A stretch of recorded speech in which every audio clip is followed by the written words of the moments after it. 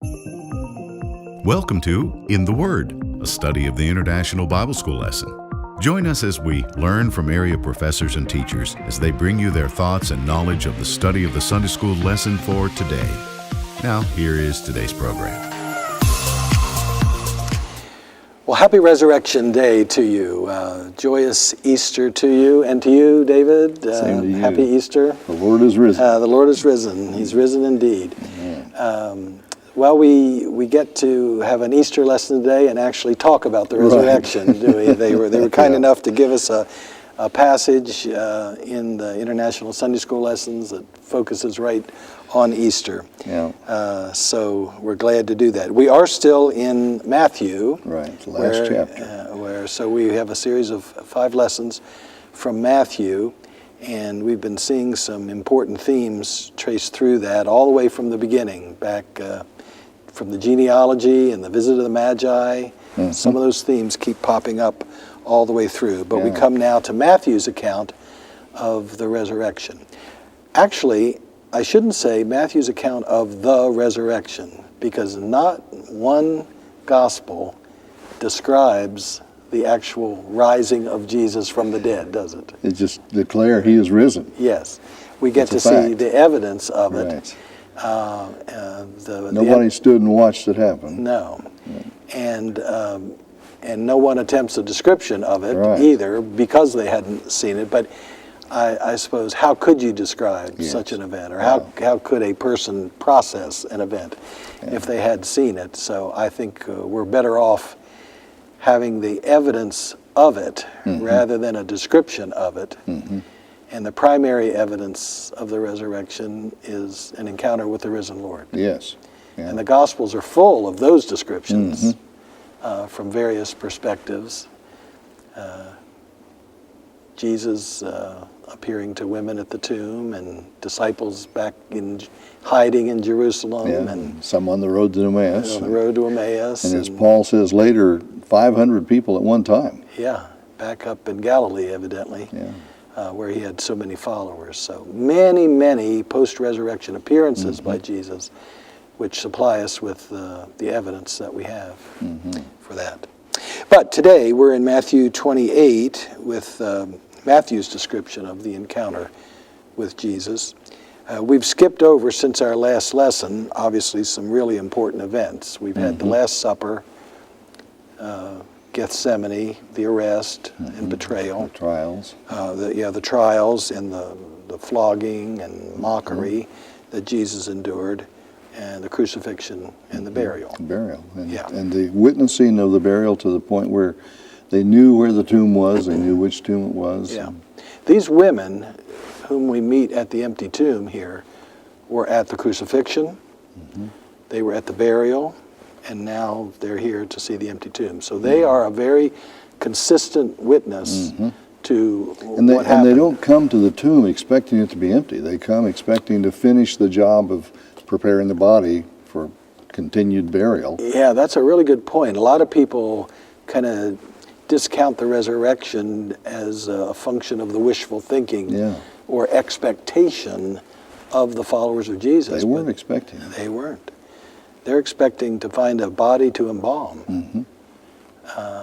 And the disciples, as you mentioned, I think last week in our lesson, part of the reason why they had such a hard time accepting the testimony of the women is that they just weren't expecting the resurrection. They couldn't even imagine it. Yeah.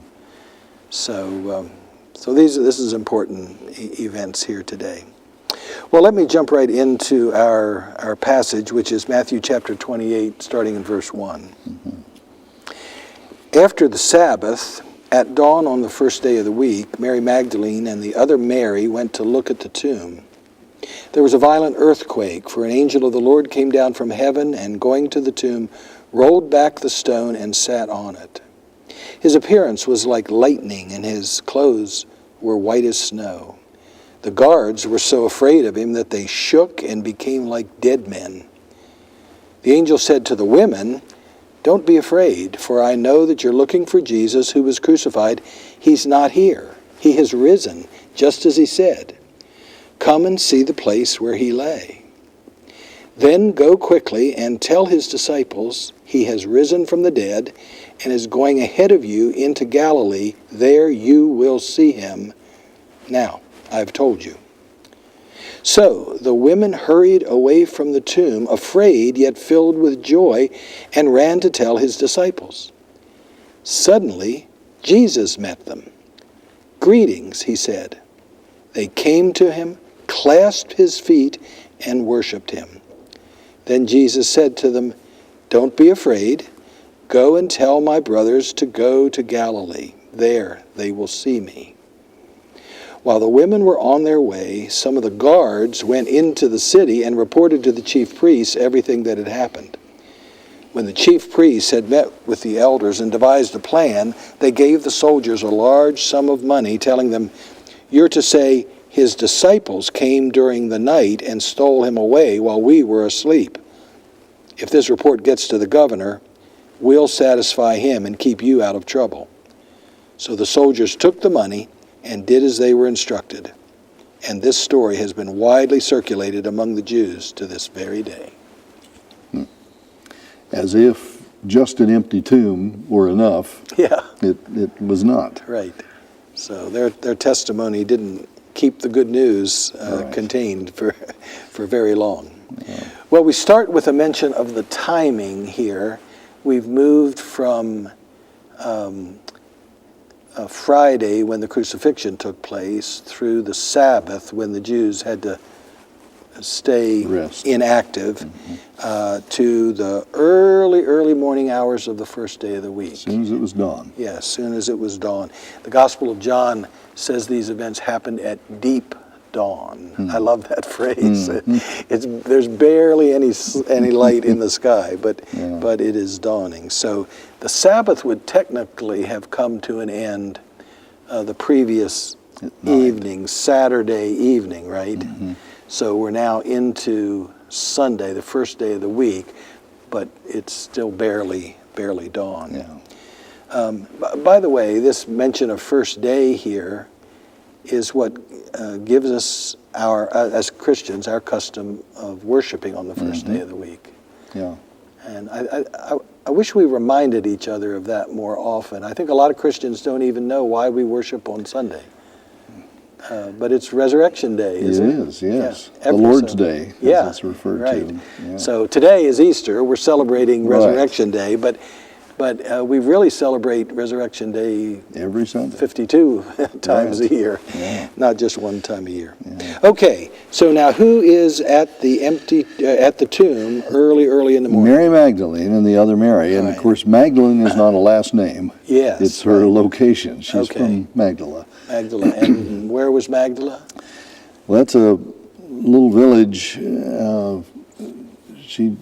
Yeah, it's up in Galilee. Yeah, in Galilee, but and it's on the Sea of Galilee. But it's not a prominent place, but in a major city. Right. And her background is such that she got a bad rap through history and was accused of immorality and being a woman of bad repute and so forth. There's no scriptural evidence for that whatsoever. She had demons removed from her by Jesus. And she was very faithful to him and followed his ministry and served in many ways. But there's no evidence of that kind of a bad background. This little theory that she was a prostitute or something like that, there's no evidence for that.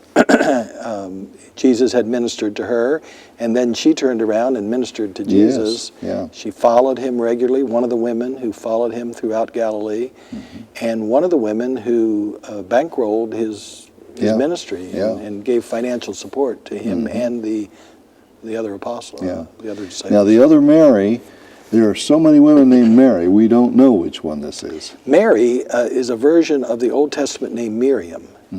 And so Miriam was very important in the Old Testament. So it turns out to be one of the most popular Jewish names of Jesus' day. So we don't know. There is another Mary mentioned in Matthew chapter 27 who's called the mother of James and Joseph.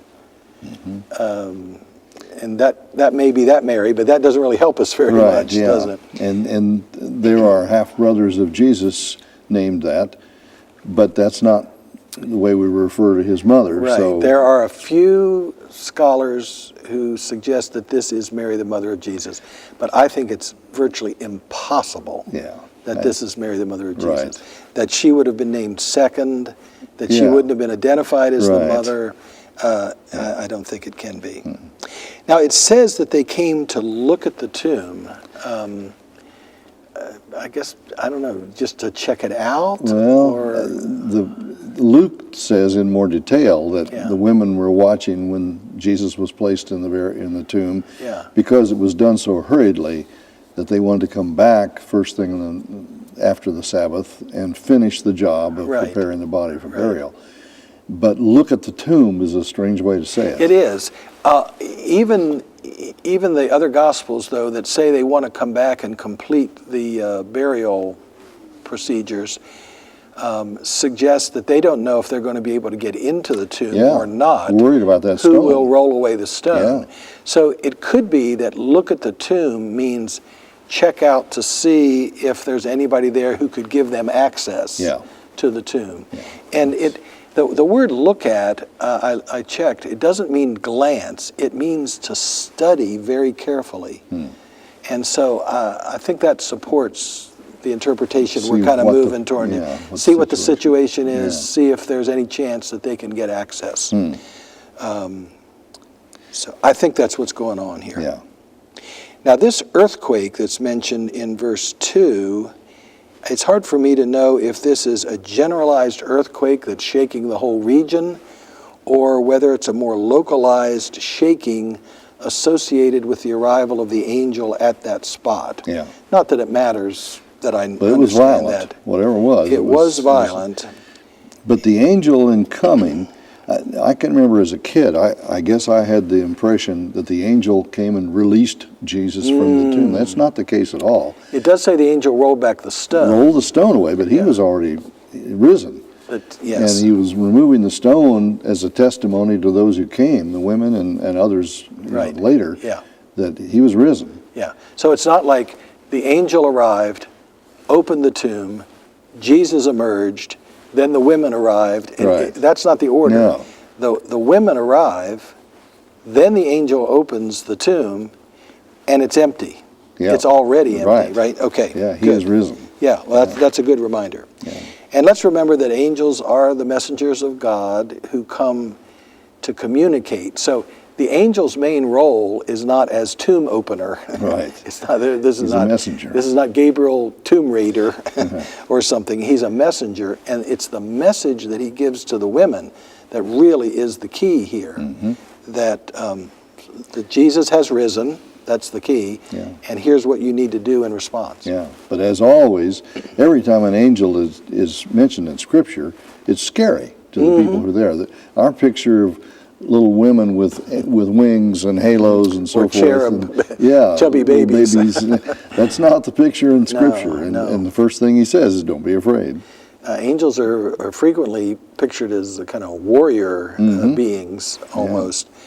And even Peter has to be told not to be afraid when he confronts. The appearance of the angel is frequently described as light and white. The interesting thing is how similar this description is to the description of Jesus' appearance at the Transfiguration. Yeah, it sounds like it. Yeah. But it was scary enough that the guards were so afraid they shook and comatose. They were The word shook is the same root as the word earthquake. It's seismos. We get like seismic activity or seismograph, So there's an earthquake that takes place within them, and became like dead men. You think probably refers to some They're kind just of out of it. Yeah. coma-like, Almost, yeah. some kind of catatonic. So when the women situation. are speaking with the angel, or the angel speaking to the women, they're probably unaware of it. The guards are unaware of it. The guards are not aware of it. By the way, while we're told, since we've just met these guards here in verse 4, I'll have to confess that for a very long time, I assumed that these guards were Roman soldiers who had been sent by Pilate to guard the tomb. And in looking back more recently, I've realized that was a mistake, and other of our viewers may also have had that confusion. You've understood this better for a long time, so explain it to us. It appears that they were temple guards because the priests came to Pilate and said, we've heard rumors that he's talked about resurrection, somebody might come and steal the body. And Pilate said, you got the authority, make it as secure as you can. And so they apparently, having guards, sent them. Now the guards at the crucifixion were Romans, Right. but the ones at the tomb appear to have been temple guards. Yeah. But that's the thing, make it as secure as you can. I was mentioning earlier, I had a reading years ago, and I've lost it. I don't know who wrote it, don't know where it was from, but it took that quote where Pilate said, make it as secure as you can, and it was saying that so the spiders constructed their web across the tracks to stop the locomotive. It's the picture of spiders making a cobweb to stop the train. Trying to make something secure, but hopeless to stop. When the resurrection was coming, those guards were not going to stop it. With resurrection power, a few seals on a tomb aren't going to do anything. Yeah. Well, I think that's interesting. And by suggesting that this is the temple guard, not Roman soldiers, we're not suggesting that they would have been any more lax or inefficient. In fact, the temple guard, under the authority of the high priest, have way more reason to try to thwart off any suggestion of resurrection than Roman soldiers do, because Roman soldiers don't give a hoot about all this religious stuff. Right. But the high priests really do care. Yeah. Pardon me. Well, next, the angel turns his attention to the women and tells them not to be afraid. Right, and he says, I know you're looking for Jesus who was crucified, but he's not here. He has risen. And this thing of looking for Jesus, and now he's saying, come and see the place where he lay, then go quickly and tell. Yeah. Well, what we have here in verse 6 is the climactic moment of our passage, he has risen. And I guess in a sense it's the climactic moment of the gospel. Right. And the climactic moment of the Christian religion. Turning point of all history. Yeah, he has risen. He is not here. So the tomb is already empty, as you pointed out earlier. He is not here. And the angel confirms that what the women came looking for was a crucified corpse. Right. Not a risen Lord. Yeah, they weren't expecting that. Yeah. But you're right. Come and see. That's the phrase that's used early on in the Gospel of John to talk about the calling of disciples to come and encounter Jesus at the very beginning. There in John chapter 1, the words of Andrew and the words of Philip and come and see. In the face of doubt, you don't believe it? Well, just come and check it out. Come and see. But here it's paired with go and tell. And that's a delightful combination, isn't it? Yeah. Come and see. Come and go see. And tell. Go and tell. Yeah. Now we need to take verse 7 very seriously. What this means is that the very first proclaimers of the resurrection, the very first evangelists, Good news. the very first sharers of the good news are these two women. Yes. Yeah. And that's true in all four Gospels. Yes. That it was women who came to the tomb expecting to find a body, and it was women who were told by the angel, go and tell others. And the idea that women can't speak, apparently God didn't get that message because the angel said, go and tell. Yeah. This is the messenger of God telling women that they have the responsibility To tell apostles. to tell apostles and therefore the world Yeah. of the greatest good news about this turning point in history that we call the resurrection of Jesus. Yeah. So we need to be careful that we don't put limitations on God where God has willed according to his own purposes. So these women have an incredible opportunity and task. Go tell his disciples he has risen from the dead. Now this going ahead of you into Galilee, there you will see him, is the message they bring. We don't want to take that in such a limiting way that we don't allow Jesus to do what he actually did, which was meet people encounter people even before they got back to Galilee. Right. Because Jesus is about to encounter these women just right outside of Jerusalem. And then we learn from other Gospels that Jesus is about to encounter some of his disciples in Jerusalem, where they're in hiding. Yeah, and 2 are on the road to Emmaus. Right. And then the group in the closed upper room. Yeah. And Thomas's encounter with Jesus and all we know about his doubt and all that. Eventually, the Gospels tell us, Jesus did make a brief return with his disciples, and he met up with them back by the Sea of Galilee. And have you thought much about why this go back to Galilee? We want to go back and meet in Galilee again. Well, there were 40 days of teaching, and he had walked the land with them for the 3 years teaching. So going back to some of the places they've been and teaching them now with the resurrection in mind was underscoring the truth of what he'd been saying and the impact of it. Yeah. I like that. I think there is a sense in which Jesus wants to take them back to where it all started and kind of start over again. Because even though there's been this wonderful 3-year ministry, they've misunderstood so much that now they can reprocess in the light of the resurrection. And so Jesus kind of wants to go back to square one with them. And start over again. And the place where it all started was back in Galilee. Yeah, and as Luke describes the 2 on the road to Emmaus, after Jesus was with them and then was not with them, they talked about how their hearts had burned as he opened the scriptures to them. Right. And so it was Well, the women are obedient, according to verse 8. They are hurrying away from the tomb and running to tell his disciples. We also learn the attitudes with which they were afraid and yet filled with joy. Yes.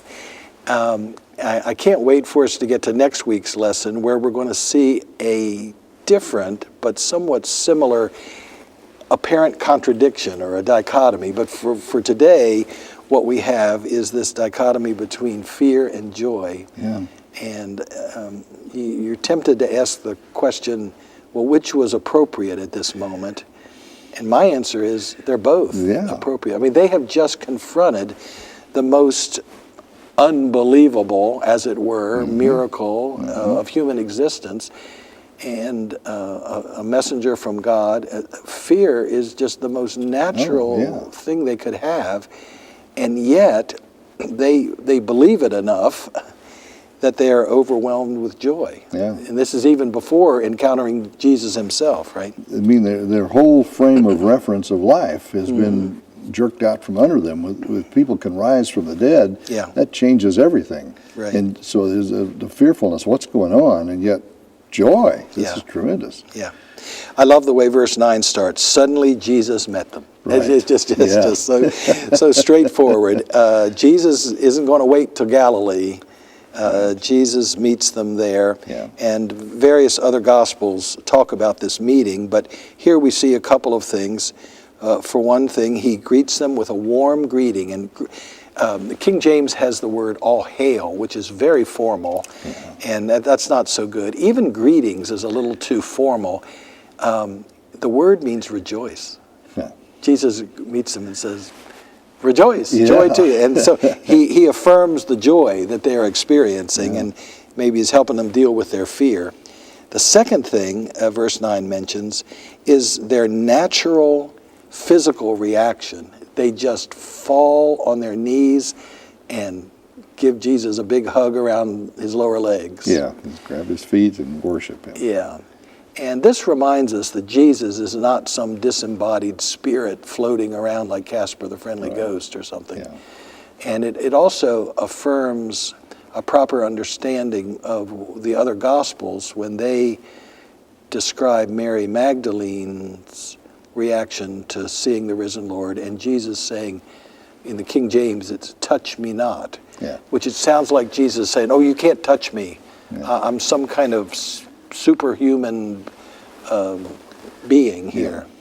That's not what he said, really, is it? No, and don't hold on to me. Don't hang on. Don't hang on to me. So she has already, as this says, fallen and clasped him, embraced him, and there's nothing inappropriate about that. That's a very natural human response.